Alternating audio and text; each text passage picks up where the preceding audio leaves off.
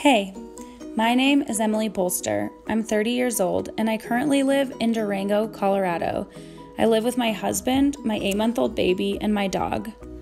I started teaching 4.5 years ago after I graduated with my degree from Fort Lewis College. When I graduated from college with my degree in elementary ed K-6, I'm also endorsed in 7 through 12 ELA. I knew I wanted to work in expeditionary learning or a project-based learning school. I applied to schools all over the country, and I accepted my first choice job here in Durango at an expeditionary learning school called Escalante Middle School. I have loved working at this school, and it has molded me into the teacher that I am. As all great stories begin, so does my family's as we set off on a new adventure and relocate permanently to the Denver area to be closer to my parents and some of our extended family.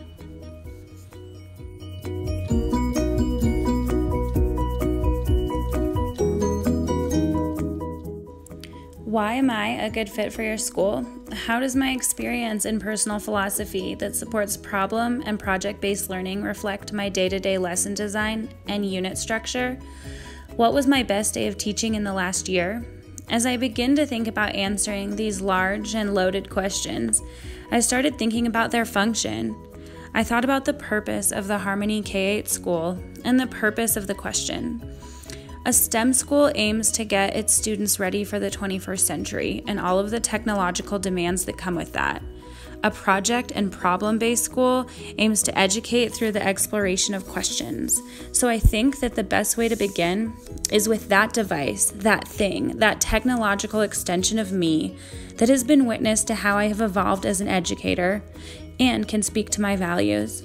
My iPhone has been with me since day one, and together my iPhone and I would like to take you on a journey to help answer these questions.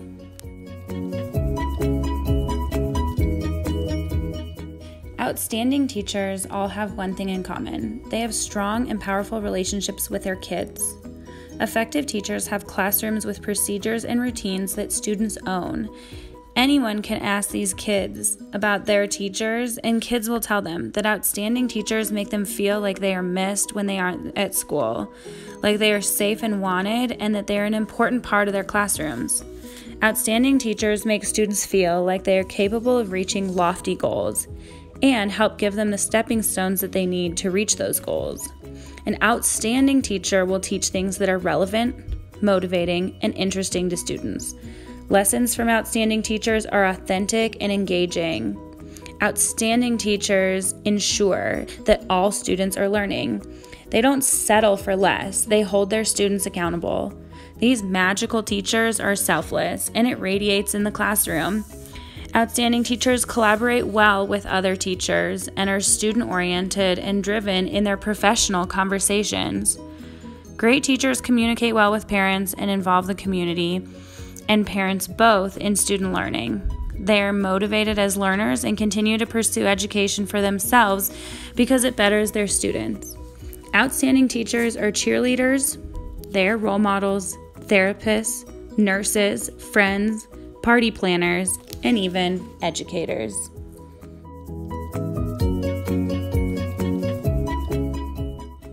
In my current first period class, I teach 22 intelligent and outstanding 6th grade students.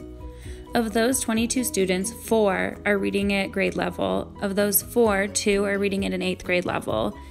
18 of the students are reading at a 4th grade level, and 4 are reading at a 1st grade level.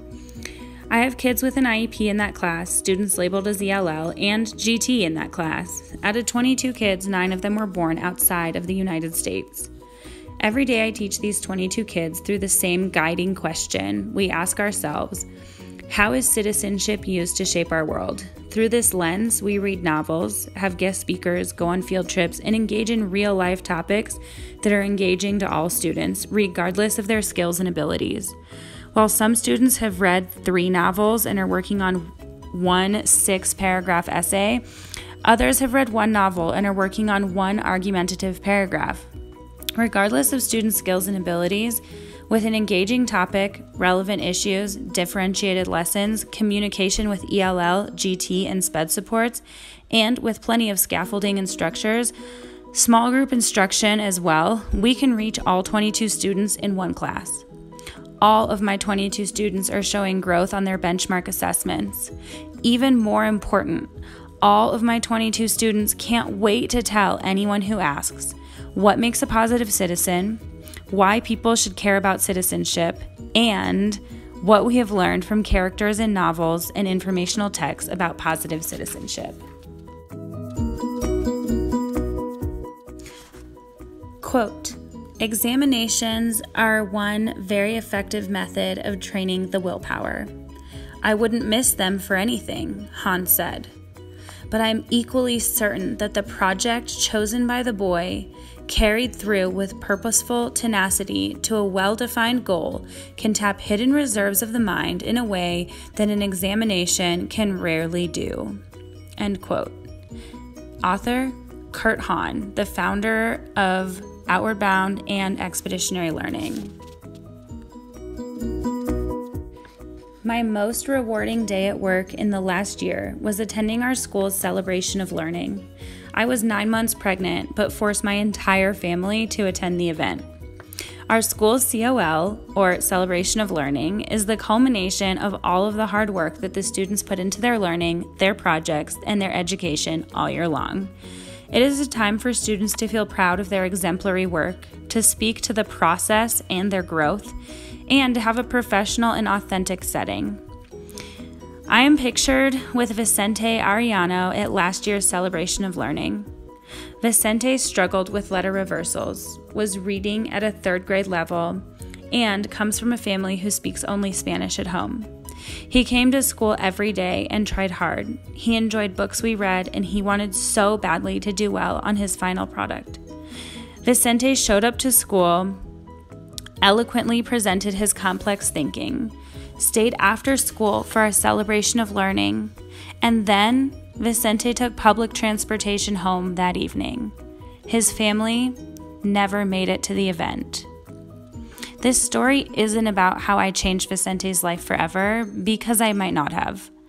But Vicente and countless other students have greatly impacted mine, and they are not only the best parts of my year, but they are the reason why we should strive to teach through best practices like problem and project-based learning, and they are certainly why I am an educator.